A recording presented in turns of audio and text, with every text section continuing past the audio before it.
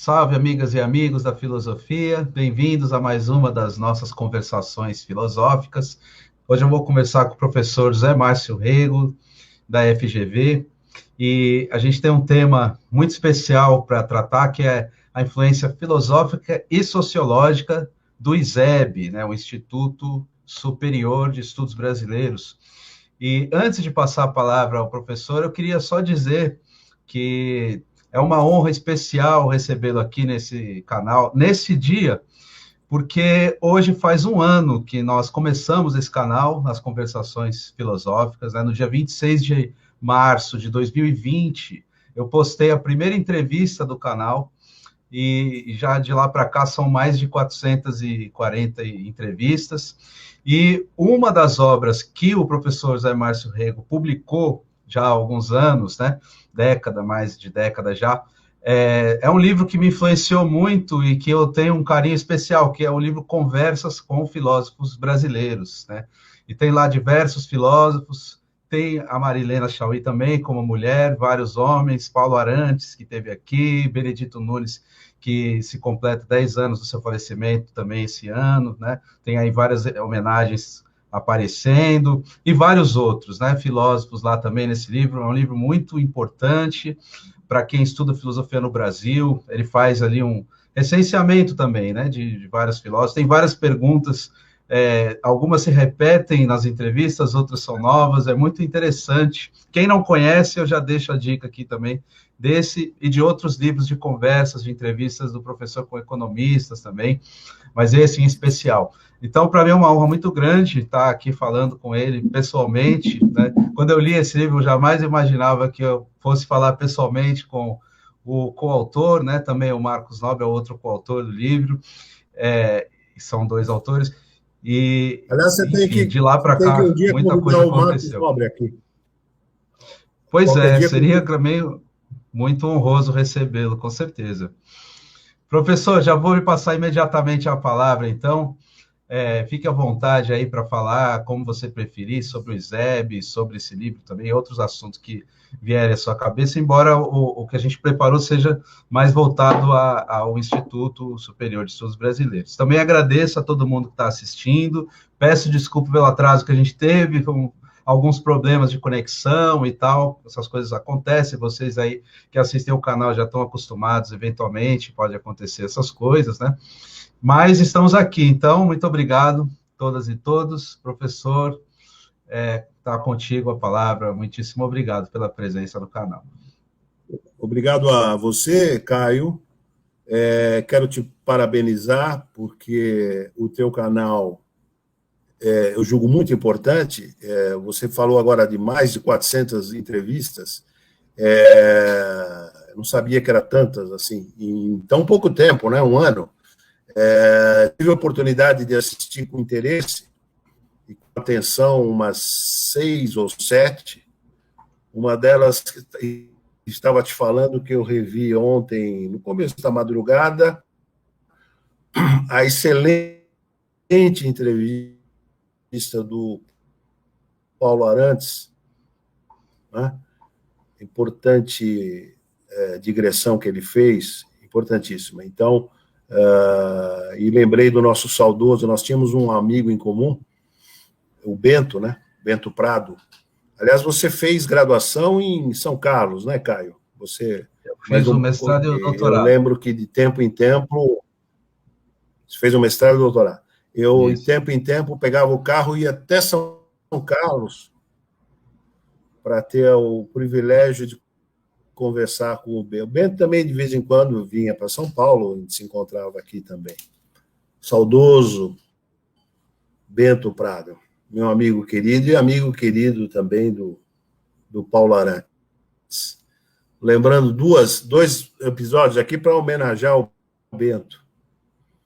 O Paulo Arantes, quando ele consentiu dar entrevista para nós, então, Paulo, de ser no meu apartamento e que, condição sine qua non, que o Bento estivesse na entrevista dele. Não me pergunte por quê, porque eu também acabei não perguntando. Ele só impôs uma condição sine qua non. Mandei buscar o Bento lá em São Carlos e foi muito divertido. Foi muito divertido.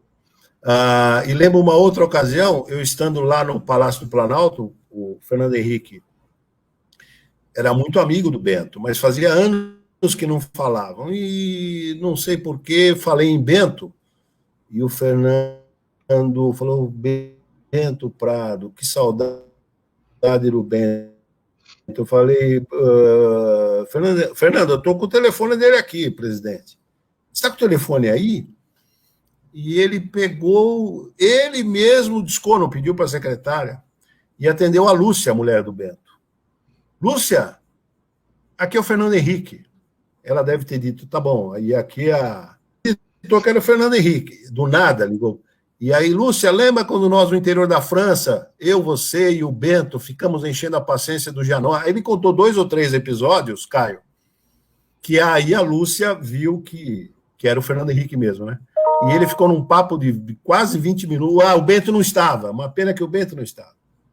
Mas você vê como o Bento é uma pessoa querida, né? E ele era, bom, do Seminário Marx, né? Uma amizade antiga com o Fernando Henrique e tal. Bom, feita a nossa homenagem ao saudoso Bento, e a homenagem ao Paulo, vamos lá.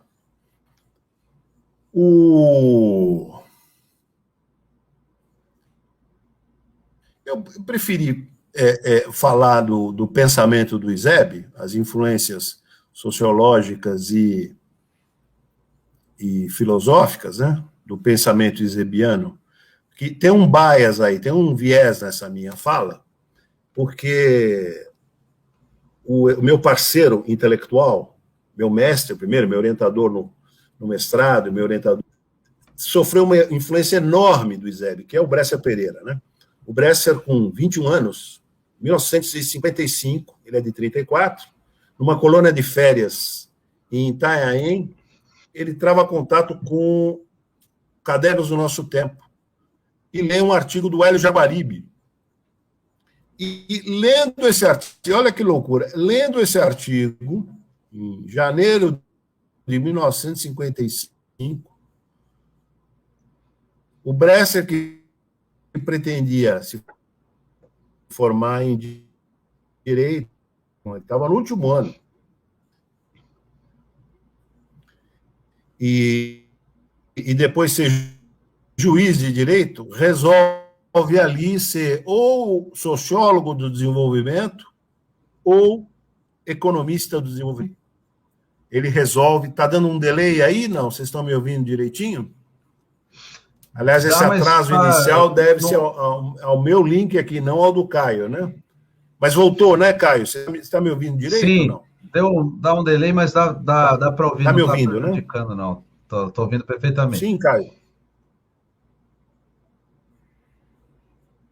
Porque nessa minha fala, eu estou, de alguma maneira, homenageando a influência do Eusébio no meu mestre e a influência do Eusébio em mim mesmo, através do Bresser e através de uma amizade muito grande que eu passei a ter nos últimos 10 anos da vida dele, do economista Inácio Rangel. Então, eu vou destacar aqui 3 intelectuais, são bem mais, né? Mas 3 intelectuais, para não... Guerreiro Ramos, né? O Alberto Guerreiro Ramos, o sociólogo negro Alberto Guerreiro Ramos, o cientista político e sociólogo também do desenvolvimento Hélio Jaguaribe e o grande economista Inácio Mourão Rangel. Então, para não explorar ainda a influência filosófica do Álvaro Vieira Pinto, que assim como Canguilhem se formou em medicina também, né? E depois tornou-se filósofo.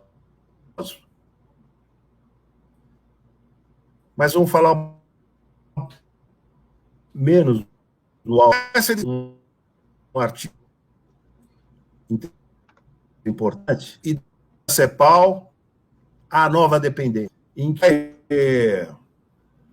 nós que a dependência, que teve algumas vertentes, né? A vertente mais famosa, que mais repercutiu, foi a vertente do Fernando Henrique e do Faleto, o Enzo Faleto, o famoso livro Dependência e Desenvolvimento na América Latina. E para a produção desse, talvez um livro com maior repercussão da América Latina, produzido por um intelectual latino-americano, com maior repercussão no mundo, nos anos 70. Teve N traduções, N edições, em inglês, em francês, em italiano, em inúmeros idiomas. Né? E temos que lembrar que o Fernando ele se valeu muito da reflexão produzida pelo Seminário Marx, né? O Fernando Henrique fez uma leitura acurada de Marx, né? Aí se valeu do Gianotti, se valeu do historiador Fernando Novaes, né?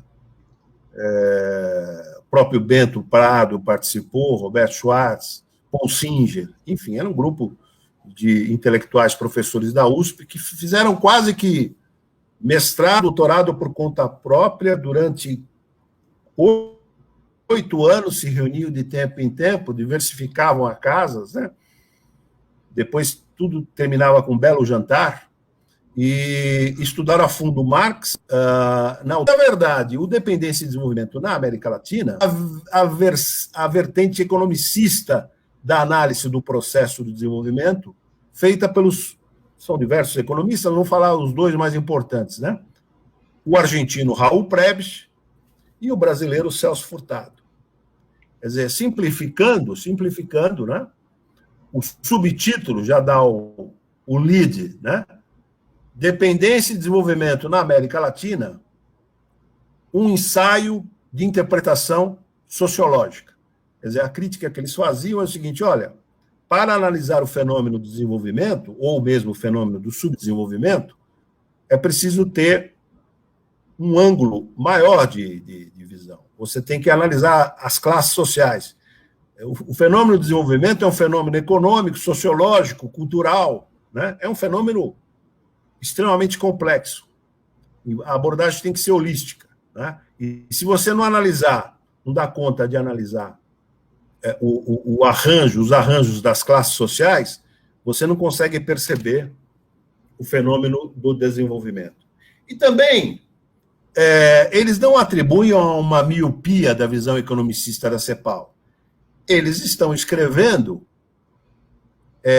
num período em que ainda não estava explicitado, mas já percebia-se o processo de internacionalização. O fenômeno da globalização, que nos anos 90 ficou extremamente bem caracterizado e analisado.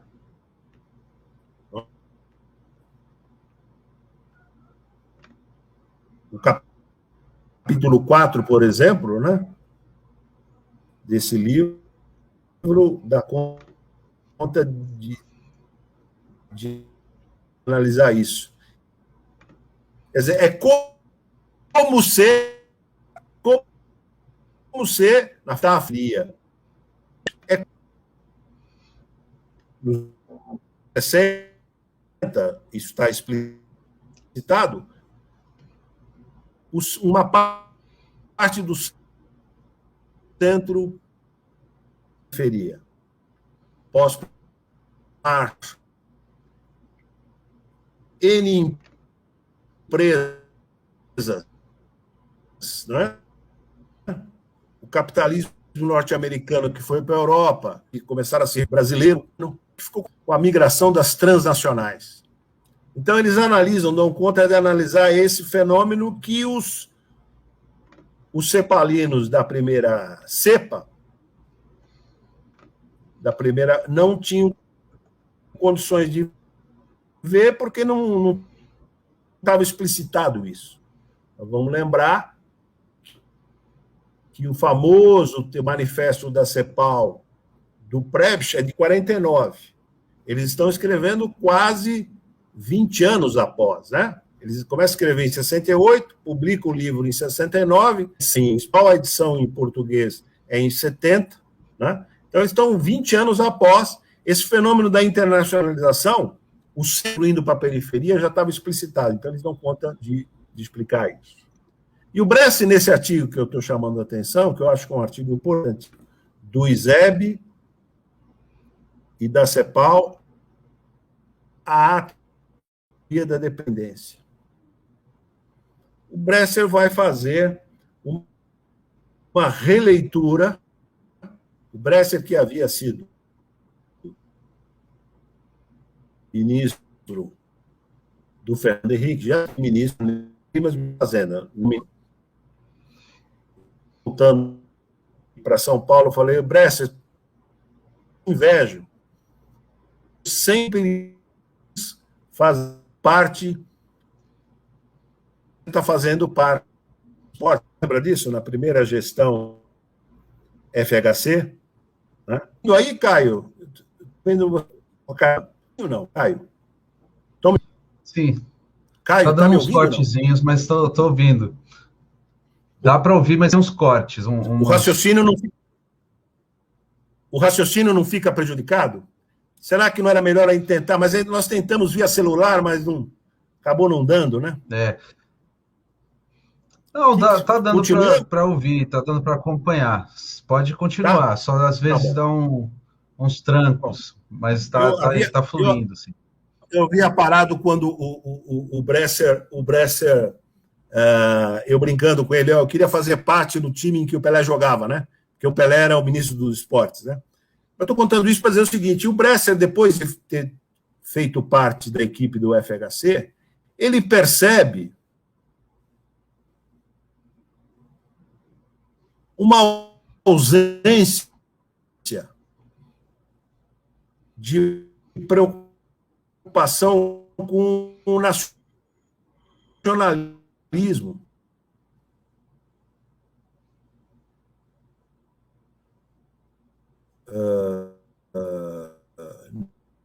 No FHC e intelectuais e policymakers que faziam parte da equipe do FHC.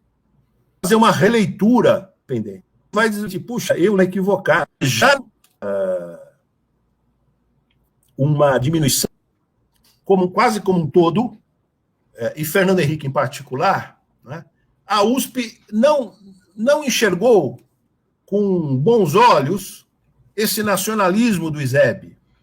A USP teve uma certa má vontade com o ISEB, tanto com o Hélio Jaguaribe quanto com o Guerreiro Ramos. É verdade que teve o famoso debate Guerreiro Ramos, Florestan Fernandes, né? Em que, na altura do Championship, o vitorioso nesse debate foi, sem dúvida, o Guerreiro Ramos. O Florestan, depois, acaba tendo uma obra extremamente importante, né? A análise que ele faz da sociedade, na sociedade Tupinambá, é um primor de trabalho de antropologia burguesa no Brasil. Mas a leitura, a profundidade na análise marxista, na altura do campeonato, não era muito grande. O Florestan estava um pouco a pé em relação a... Estou exagerando um pouco, mas em relação ao estudo de Marx. Depois ele aprofunda, vai em busca do tempo perdido, né? Aliás, o seminário Marx tomou cuidado de não ter o Florestan como membro. O Florestan ficou com essa mágoa até. Né? E depois eu tive a oportunidade de trocar muita ideia com o Florestan. Eu fui aluno dele num curso especial que ele deu na PUC, Análise do Processo Revolucionário, Interessante que era meu colega nesse curso, o Zé Dirceu, né? Todo mundo, na hora do intervalo, ia fazer um lanche, tomar um café, e eu ficava ali no intervalo conversando com o Florestan. A aula dele era um tijolo, né? Ele não era um grande professor expositor, mas preparava a aula com zelo, vinha com a aula toda anotada, e ele praticamente lia a aula, que ele percebe que ele preparou com extremo zelo, né? Grande Florestan Fernandes. Mas o Florestan, no embate dele com o Guerreiro Ramos, foi derrotado. Isso está na literatura, para molecada nova depois pesquisar, é só dar um Google, o famoso debate, né? Lições de um aprendiz de feiticeiro, enfim. Nessa altura o Guerreiro ganha. E nós temos uma influência extremamente grande, nós que eu digo, Bresser e toda uma linha de pesquisadores na FGV São Paulo, da qual eu tenho a honra de fazer parte, sofremos uma enorme influência do Inácio Rangel. O Inácio Rangel agora começa a se fazer uma nova revisão da importância dele. Alguns autores bem mais jovens, como Elias Jabbour, está recuperando, né? Outros autores mais velhos, né? Como César Benjamin, editor, aliás, na Contraponto, quase que toda a obra do Inácio Rangel. E nós, nos anos 90, Bresser e eu andamos publicando muita coisa do Rangel. Então, o que eu quero dizer é o seguinte, do ponto de vista da economia filosófico e Roland Corbusier. Não é? E o que diferencia, fundamentalmente, o ISEB da visão do Fernando Henrique. Fernando Henrique I e Fernando Henrique II, o policymaker Fernando Henrique. A importância do nacionalismo, a importância... Tudo que se criticou, a USP criticou, a Escola Sociológica da USP, o Caio Navarro Toledo, não é? Maria Isaura Pereira de Queiroz, Carlos Guilherme Mota, não é? Um pouco até o Sérgio Miceli, não é? Tudo que se criticou do ISEB, discussão, não é? Está volta, né? Para citar dois autores, o Ernest Gellner, por exemplo, e um cara bem menos lido, Miroslav Rock, né? Que chegam até a dizer, o Miroslav chega até a dizer o seguinte, olha, o embate entre as nações, outrora, o motor da história era a luta de classes. O Miroslav Rock chega a cunhar essa frase, hoje o motor da história é a luta entre as nações. Então, eu queria destacar isso, uma primeira influência importantíssima do ISEB é essa preocupação com a importância do nacionalismo, uma discussão sobre o nacionalismo, na economia, na sociologia, não é? E também na filosofia. Nós vimos aqui no teu programa, aliás, volto a te parabenizar, no teu canal, a excelente análise que faz o Paulo Arantes, não é? E o Paulo Arantes vai dizer, olha, minhas duas grandes referências, meus dois grandes mestres, né? Antônio Cândido e Roberto Schwartz, né? Lembramos disso. Vejam que a compreensão da USP sobre o ISEB é bastante limitada. E há uma discussão extremamente rica que as novas gerações deveriam se debruçar, é o conceito de dualidade básica do Rangel, que é lida de uma forma equivocada, até mesmo por os membros da USP. Que dualidade, o conceito de dualidade não é o mesmo conceito de dualismo. Porque o conceito de dualismo, o professor nordestino, pernambucano, que teve um papel importante na Sudene, era o vice do Celso Furtado, né? Francisco Cavalcante de Oliveira, o Chico de Oliveira, né? publicou um importante trabalho, Economia Brasileira, o subtítulo, Crítica à Razão Dualista. Não é? Porque a visão dualista diz o seguinte, olha, o atraso, estou simplificando, mas fundamentalmente é isso. O atraso existente nas economias periféricas é um obstáculo para o advento do moderno. Não é? Então, o atraso como obstáculo para o advento do moderno, essa dualidade. E o Chico vai dizer, não, há uma relação dialética entre o atrasado e o moderno. O atrasado, dialeticamente, é funcional para o moderno.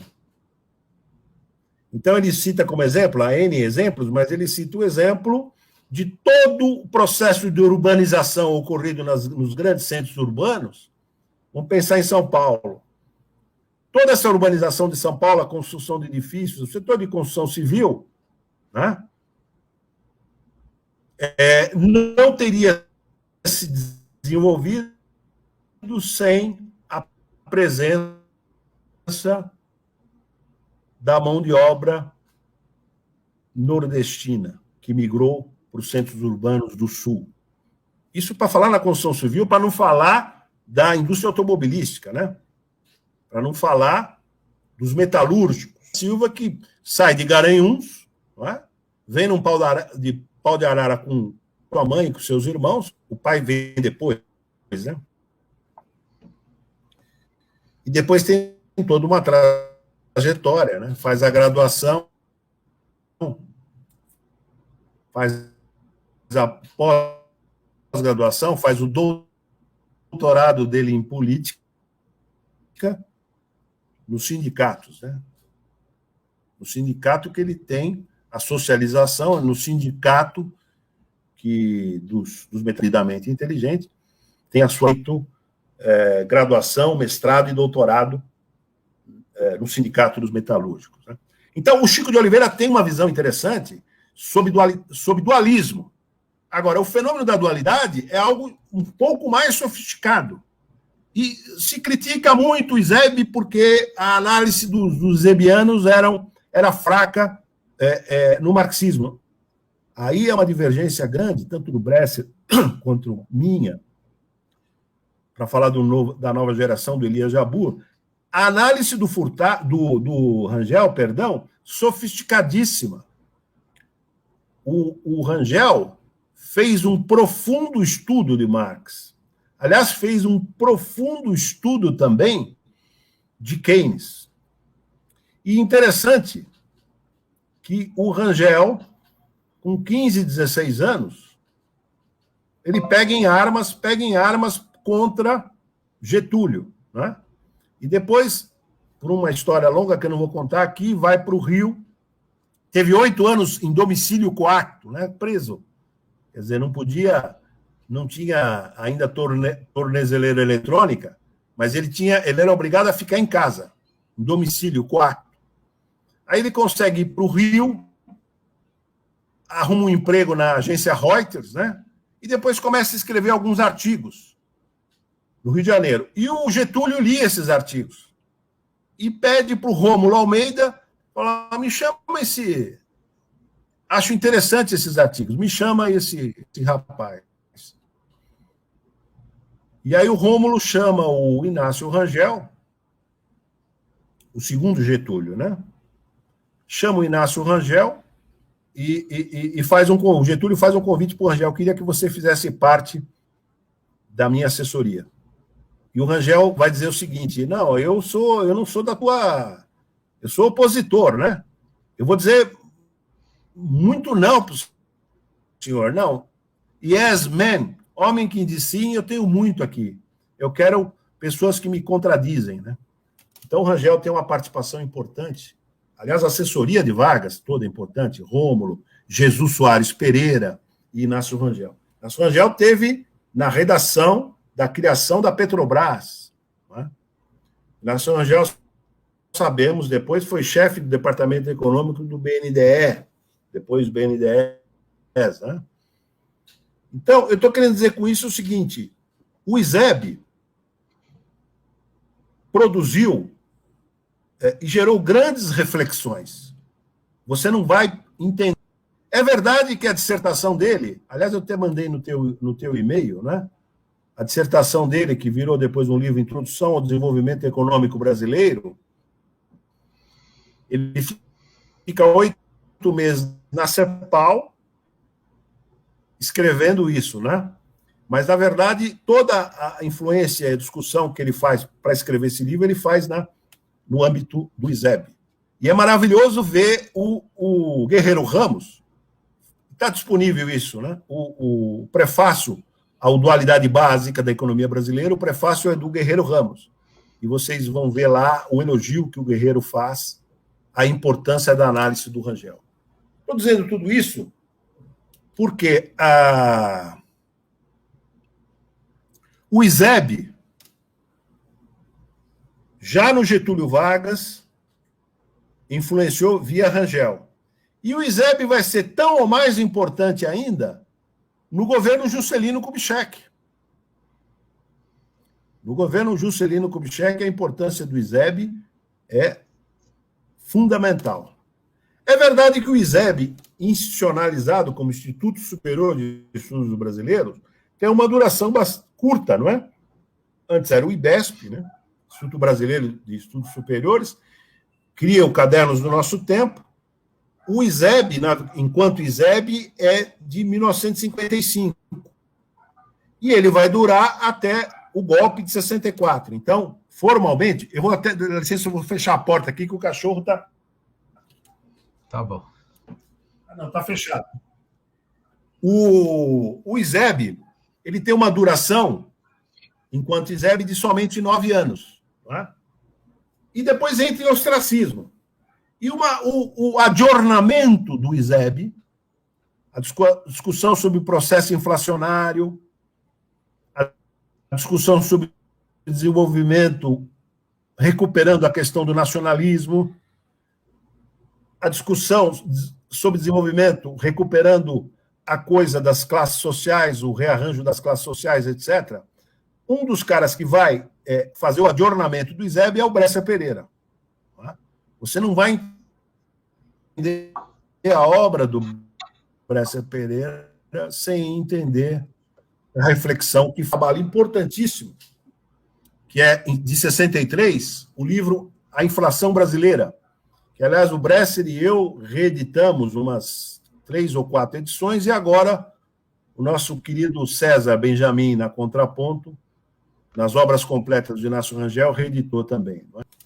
Então, o ISEB foi importante porque nós temos que lembrar que a reflexão sobre o processo inflacionário vai gerar uma das vertentes que produziu a teoria da inflação inercial. Você vai lembrar, Caio, que o Paulo Arantes destaca os anos dourados de 94, lembra disso? 94 a 2014, não é? Ele faz o elogio, éramos felizes e não sabíamos, né? Ele faz o elogio desde o primeiro FHC, 94, até 2014. 2014, sabemos que a vaca vai para o brejo, né? Mesmo, veja, in between aí, entre 94 e 2000, temos a grande crise de 2007 e 2008, quase da magnitude da grande, de fazer, lembra a frase dele, né? Nós vamos transformar esse tsunami numa marolinização do FHC, é um negócio sofisticado. A teoria da inflação inercial e o plano real é algo sofisticadíssimo. Eu ouvi já, não uma vez só, eu ouvi do Delfim Neto, que é insuspeito, porque não é amigo pessoal dos inercialistas. Eu ouvi do Delfim já mais de uma vez o seguinte: olha, Zé Márcio, esses meninos, ele está se referindo aí no caso mais ao Pércio Arida e o André Lara Rezende, e também um pouco ao Brescia, que havia sido orientando dele, né, na USP. Esses meninos, se fossem americanos ou ingleses, já teriam ganho o Prêmio Nobel de Economia. Sofisticadíssima a análise sobre o papel da moeda endógena, sobre tecnologias de estabilização, claro, analisando as experiências hiperinflacionárias da Alemanha, da Hungria, não é? Eu tive a oportunidade de publicar 3 livros sobre isso pela Paz e Terra, né? O livro Inflação Inercial, Teoria sobre Inflação e o Plano Cruzado, que, aliás, tem o prefácio do saudoso Wilson Funaro, e publiquei com o Beluso também algumas experiências de hiperinflação, onde toda essa discussão está lá. Isso é um livro de 86, vejam, o tempo voa, né? Eu estou querendo dizer com isso o seguinte: a influência de Rangel na produção teórica sobre o combate à inflação, apesar do Rangel ter uma abordagem diferente, mas a influência da reflexão do Rangel e da tese da moeda endógena na produção da teoria da inflação inercial, que é muito sofisticada e que vai levar, olha que interessante, que vai levar o Fernando Henrique à presidência, né? Em 93, e mesmo em começo de 94, os índices, as enquetes davam ao Fernando Henrique 4%, 5% só. E aí veio o plano real, né? Já estava concebido, mas veio a implementação, mecanismo da URV. O que acaba acontecendo? O Fernando Henrique é eleito no primeiro turno. E depois é reeleito no primeiro turno. Aí já estava a situação muito mais complicada, não é? Encheria a paciência dos nossos ouvintes aqui, se nós formos fazer digressão de economista, né? Hardcore aqui. Mas a influência, eu estou querendo destacar o seguinte: a influência do ISEB, particularmente de um importante isebiano, na produção teórica sobre processos de estabilização. Esse é um livro, A Inflação Brasileira, que é de 63, que ainda se lê com proveito. Então, estou destacando uma primeira do ISEB nesse quesito. Agora, o ISEB é influtor do ISEB. O Celso Furtado foi um importante interlocutor também do Inácio Rangel. Eles disputavam, né? O Chico de Oliveira está no livro que eu editei, Conversas com Economistas Brasileiros, ele fala, Zé Márcio, eles eram dois vaidosos, né? Eles disputavam, o Celso Furtado e o Rangel disputavam. Do ponto de vista internacional, a influência do Celso Furtado foi maior, a repercussão, virou professor da Sorbonne, enfim, né?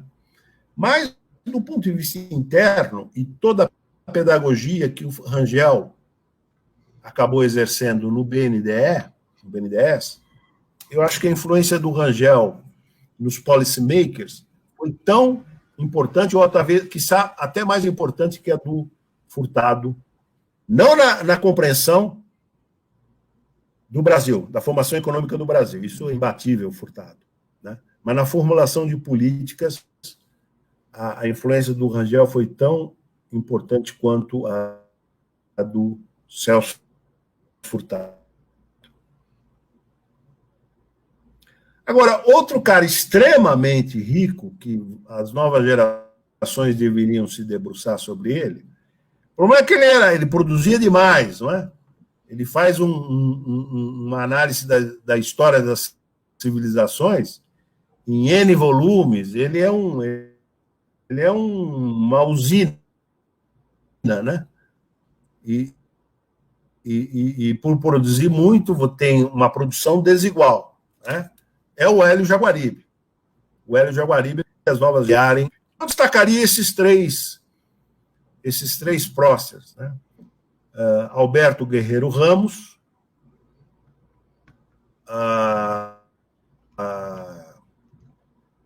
Hélio Jaguaribe e Inácio Mourão Rangel. Eu vou parar aqui e deixar para você fazer alguma pergunta, até para ver se vocês estão me ouvindo direitinho, porque eu estou com trauma aqui de não estar sendo ouvido por problemas tecnológicos. Não, eu estou conseguindo ouvir bem, com aqueles defeitinhos. Você está me ouvindo com delay, né? Mas deu para pegar quase todo o raciocínio, talvez uma coisinha, um detalhe ou outro, mas eu consegui ouvir todo o seu raciocínio. O Crisóstomo de Souza está com uma mensagem dizendo aqui: grande contribuição. A moçada totalmente extraterritorial não conhece nada disso. Ele diz que é a classe média que acha que nasceu aqui por acaso e chama isso de complexo de PSDB, o Crisóstomo, que está nos assistindo aí. Uma coisa que eu achei muito interessante é porque, de fato, quem é da filosofia no Brasil tem pouquíssima ou quase nenhuma familiaridade ou conhecimento desses temas que você traz. E mesmo desses autores, né? Eles não são dados em cursos, eu não conheço trabalho acadêmico de filósofos falando sobre esse assunto, né? Sobre esse tema da relação com a economia, com a relação com uma sociologia, claro, tem na sociologia é feito, nas ciências sociais, na filosofia que eu acho que é um problema, e talvez a extinção do ISEB seja um dos sintomas disso, né? Eu não sei, não teve. Você fala que teve alguma continuidade nos governos, mas eu acho que nos trabalhos acadêmicos em filosofia acabou não tendo continuidade, né? E eu queria ouvir um pouco mais sobre como que você vê a influência disso nas produções acadêmicas, tanto na filosofia quanto na economia e na sociologia também. Você vê o sintomático disso, Caio. Você pega o Paulo Arantes. O Paulo Arantes, eu considero, acho que você também, eu acho o Paulo Arantes hoje o mais importante filósofo brasileiro em atuação, né, em reflexão, de longe, na minha avaliação. Pode ter um bias aí, porque o Paulo é meu amigo pessoal, mas o Paulo é, para mim, o mais importante filósofo, mais arguto, né? Fora que a capacidade de verbalização e de explicação do Paulo é um negócio fantástico. Mas no próprio Paulo, você vê essa ausência de conhecimento da reflexão feita no âmbito do ISEB. Não é nem culpa dele. É um boicote que acabou ocorrendo,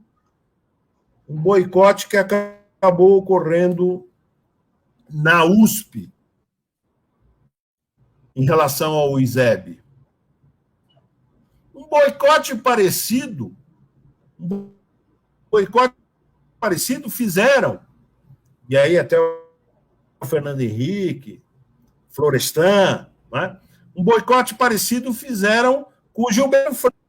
Gilberto Freire também foi boicotado por outras razões, né?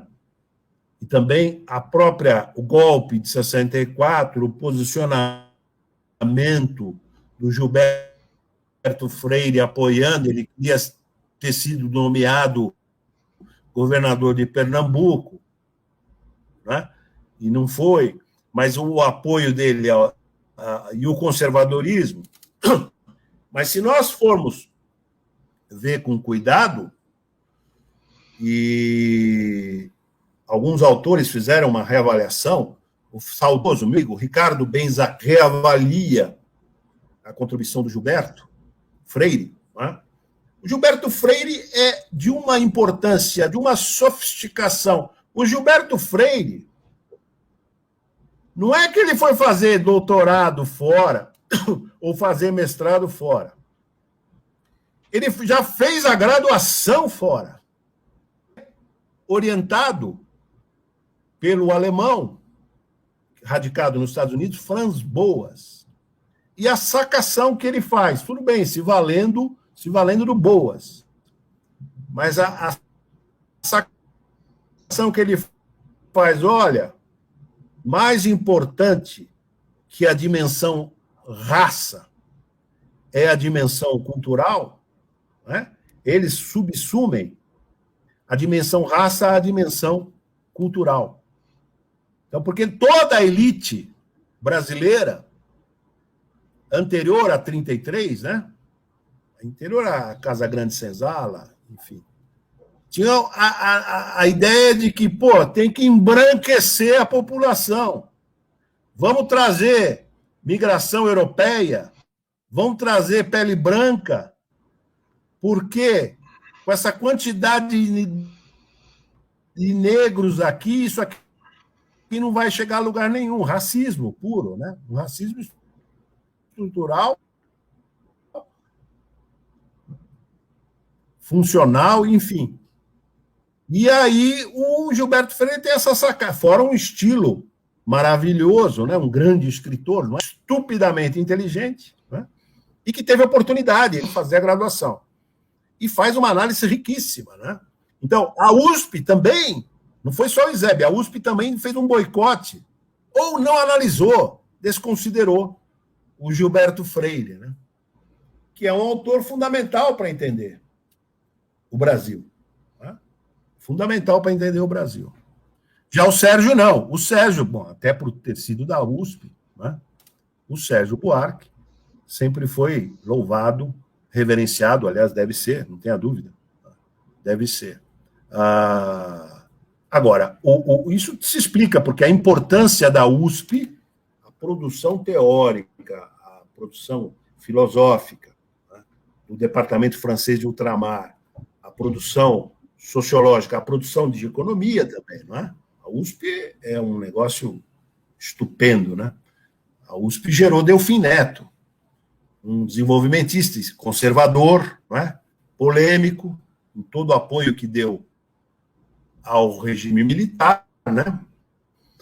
Mas a importância de um Delfim Neto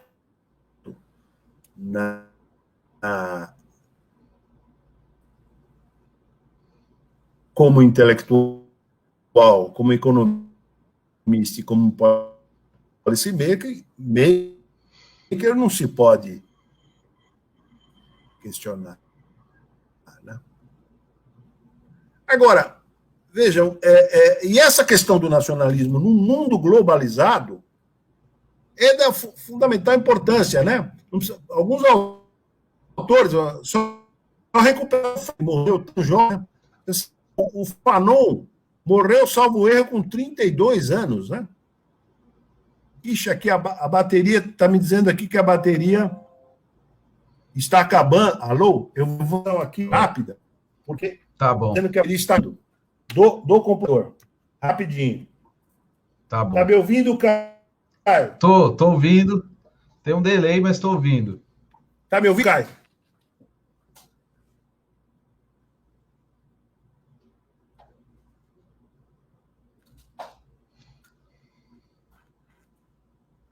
Tá pronto, aqui. Já liguei. Tudo Tá bem. aqui. Aí a vaca, lá no aí naufragaríamos. Onde eu parei, Caio? Deixa eu ver se você está ouvindo mesmo. Onde é que eu parei Delfim agora? Neto. Você falava da USP. Onde eu parei? Delfim Neto. Onde eu parei, Caio? Tá me ouvindo? Estava falando do Gilberto, né? Você chegou Eu falava da USP. Eu estava nenhuma má vontade contra a USP. A minha graduação, acabei fazendo 2 graduações, né? Tô te ouvindo. Tá. Eu fiz 2 graduações. Eu fiz graduação em economia e fiz graduação em administração pública. E a graduação em economia foi na USP. Então, essa crítica à USP não é institucional, ocorre em relação ao Freire, né? Com toda a importância da USP, que a USP tem. A teológica, econômica, ela nós não olhamos muito o que se produz na América Latina. É gozado isso. A CEPAL possibilitou o processo dos exilados que foram para o Chile. O professor caiu. Vamos esperar ele voltar aqui. Está dando alguns probleminhas. Às vezes acontece. Espero que vocês compreendam e peço desculpas. E quem quiser fazer perguntas também, fique à vontade para participar. Eu vejo que tem algumas pessoas aqui ainda assistindo a gente, apesar desses detalhes técnicos. Vamos ver, acho que ele conseguiu voltar aqui. Apareceu para nós. Caiu. Voltou. Caiu a conexão. Voltou. Caiu a conexão aqui do nada, não sei porquê. Eu estava dizendo Tudo que bem. a produção filosófica, econômica e sociológica, econômica um pouco menos, sempre esteve de costa para a América Latina.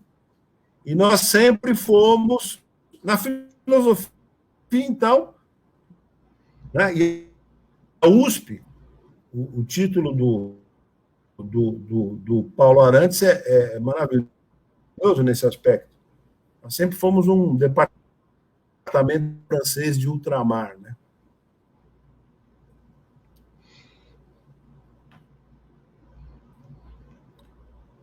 E aí cabe uma discussão interessante. É possível ter uma brasileira? É possível ter uma reflexão sociológica? É possível ter uma busca em economia? Nossa tese é que sim. Nós temos condições de produzir teoria econômica, produzir teoria sociológica, produzir reflexões filosóficas de igual para igual, com a Europa, com os americanos, né? Nós temos um famoso complexo de vira-lata, né? Para usar uma expressão. Mas, então, é uma coisa impressionante, né? O economista brasileiro é uma vergonha a submissão. Tem mais alguma pergunta aí, Caio? Perguntas? Não, tem só um pessoal dando boa noite. O Calbi Dantas está dizendo aqui um tema muito interessante. Inclusive, o Calbi, ele é um especialista nos intérpretes do Brasil, nos anos 30. Ele é um pesquisador do Gilberto Freire, conhece muito também esse debate com o Sérgio Buarque de Holanda. Teve aqui no canal, falou sobre a relação com o José Lins do Rego, aí inserindo também os romancistas no debate, muito interessante. Eu perguntaria sobre um outro... eu não... Oi, diga. Não, eu ia dizer o seguinte, eu vou ver essa... Eu não vi essa do Calbi Dantas. Eu vou, então... Vou procurar no YouTube para poder assistir. Peço desculpa, eu não vi. Eu vi poucas. Esse teu canal é maravilhoso, faz pouco. E eu prometo, viu, Calbi? Eu prometo assistir a tua participação. Tem uma pergunta do Lianto aqui. Ele quer saber o que... Mas você ia falar, cara? Eu vou fazer, mas depois dessa do Lianto, ele quer saber sobre a ontologia decolonial brasileira. O que você ia... O que você pensa sobre falar, a questão do decolonial? Depois eu faço a minha, que é esse termo que está agora bastante corrente. Se congelou agora. Sobre isso.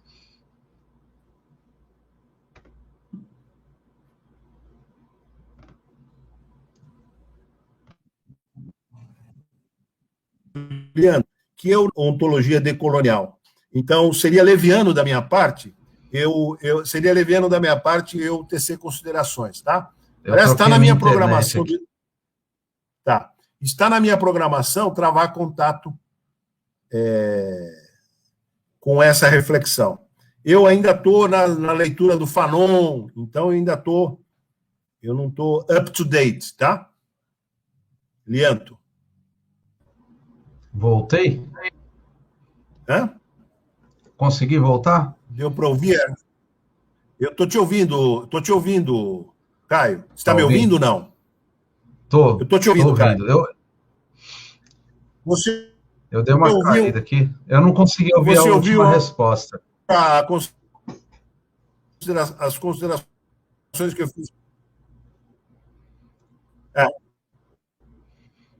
Não, eu estava dizendo para o Lianto, secreto, que eu não tenho.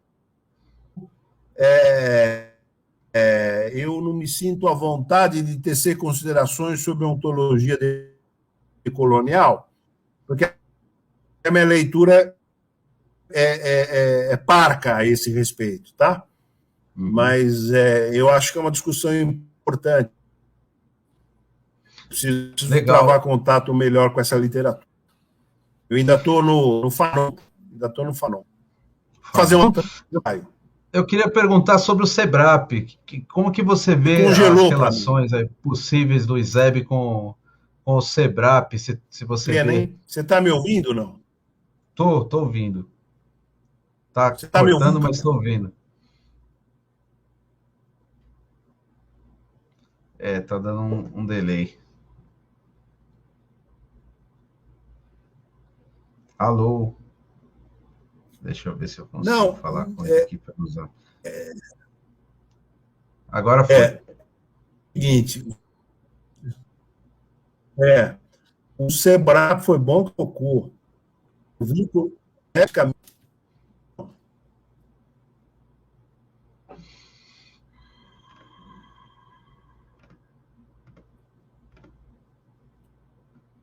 Está conseguindo me ouvir, não? Voltou agora, mas tá ruim. Tá cortando bastante agora. Agora tá bem difícil de ouvir. Caio, tá conseguindo me ouvir? Ouvi agora. Deixa eu fazer uma observação. Se você quiser terminar, então, porque senão fica ruim. Tá me ouvindo? Tô ouvindo. Mas esse final tá bem ruim mesmo. A Deixa eu só fazer a consideração sobre o SEBRAP e aí a gente termina para não prejudicar os nossos ouvintes, porque com esse delay fica ruim para eles, inclusive, né? Mas digo o seguinte, você pergunta sobre a influência do ISEB no SEBRAP, eu diria que é quase nenhuma. Quase nenhuma. Agora, eu quero a importância fundamental do SEBRAP. O SEBRAP era tudo. Do Fernando Henrique, Paul Singer e outros fundadores do SEBRAP. Aliás, o Bresser também está no nascedouro do SEBRAP, né? Fiz parte do conselho, né? A importância do SEBRAP é muito grande, né? E das razões, né? As reflexões políticas do SEBRAP, não vai entender o Marcos Nobre, a importância do Marcos Nobre, sem analisar o papel dele, né? E a passagem no SEBRAP, enfim. O SEBRAP é importantíssimo. Perdeu um pouco da importância que teve o SEBRAP, né? Mas... Agora, uma coisa interessante que deveria se analisar, não vou analisar aqui agora, e aliás você está fazendo parte já agora disso, é a importância das redes, da internet, na divulgação do pensamento. Isso eu ia dizer idiota, mas não vou usar esse termo, tá? Isso o Olavo de Carvalho percebeu, né? A importância da internet, da divulgação das ideias, né? Isso os intelectuais brasileiros agora estão sacando isso. E queria te parabenizar também por isso. Porque essas reflexões todas, você fez 400 reflexões em um ano.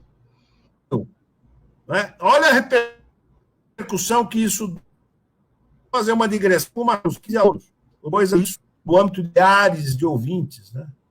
Então, isso é muito interessante, isso, né? Então, isso aqui, imagina 400 intervenções, isso é um curso de doutorado que você possibilitou de forma gratuita, e que as pessoas podem assistir no horário que melhor ali, você puxa e assiste. Eu não tive essa sacada. Né? Você elogiou o nosso livro. Ok, o nosso livro foi legal, deu trabalho para fazer. Ok. Mas uma coisa é uma repercussão de um livro com 3.000 exemplares, 6.000 exemplares ou 9.000 exemplares. Outra coisa é uma visualização de milhares e milhares de ouvintes, né? É outra coisa. Só que desculpa a nossa discussão, mas eu acho que o lead da matéria eu acabei dando, né? Foi ótimo, passou algumas referências fundamentais. Eu mesmo vou procurar pesquisar, porque é um assunto que eu gosto muito. Até estava falando com a minha mulher esses dias que se eu fosse fazer outra graduação, eu faria economia, eu gosto muito. E reconheço que eu não conheço o assunto e preciso conhecer. Então, a sua presença aqui no canal foi muito valiosa por isso, né? Fiquei com várias anotações aqui de coisas para pesquisar. E pena que a gente teve esse detalhe técnico, mas já faço o convite para voltar outra vez e a gente ver outro tema mais à frente para fazer mais uma conversa. Eu vou te mandar um.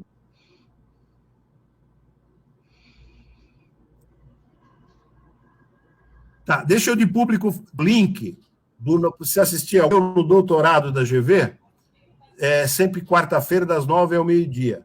Você assiste, se a tua agenda permitir, você pode assistir todas as aulas que restam ou o dia que você quiser. Vou te mandar o programa e vou te mandar o link, Caio. É economia, né? Estado de desenvolvimento, mas tem reflexões e textos que você vai gostar. Eu mando depois pelo teu e-mail o link. E também não tem esse delay aqui, não tem esse problema, não, porque é via Zoom, tá? E eu tenho certeza que você vai gostar. Você vai ver o Bresser com 87 anos, ainda em pleno vigor, em plena performance.